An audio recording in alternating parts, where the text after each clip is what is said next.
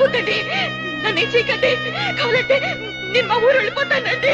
నన్ను ఏం చేయొద్దు. నిజంగా నువ్వు పతివ్రతవే అయితే ఈ యాసిడ్ నీకు సెంటుతో సమానమే.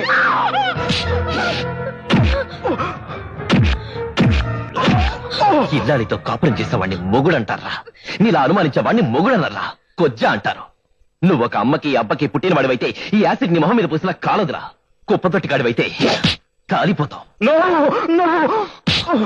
ఎరా కాలిపోతానన్న భయమా? యాసిడ్ పోస్తే ఈ అమ్మాయే కాదురా, మీ అమ్మాయినా కాలిపోతుంది. ఆనాడు సీత అగ్ని ప్రవేశం చేసినా కాలి బూడిదైపోలేదంటే చావుడు లాంటి భర్త ఉండబట్టేరా.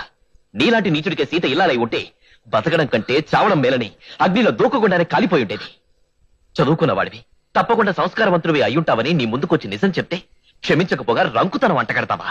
నేను స్నేహితుల పెళ్లాల్ని చెల్లెల్ని ఆకలి చూపులు చూసేంత హీనుండి కాదురా. చూడండి లక్ష్మి గారు, పురాణ కాలం నాటి రాక్షసుల్లో ఎవరన్నా చావకుండా ఇంకా మిగిలుంటే అది ఈ కలియుగంలో ఈ వెధవల రూపంలో పుట్టుంటారు. మీరింకా ఈ రాక్షసుల మధ్య ఉంటే పరీక్షల పేరుతో మీ ప్రాణాలు తీస్తూ ఉంటారు. పదండి లక్ష్మి గారు, మీ వాళ్ళ దగ్గర వదిలేస్తాను. పదండి ప్లీజ్.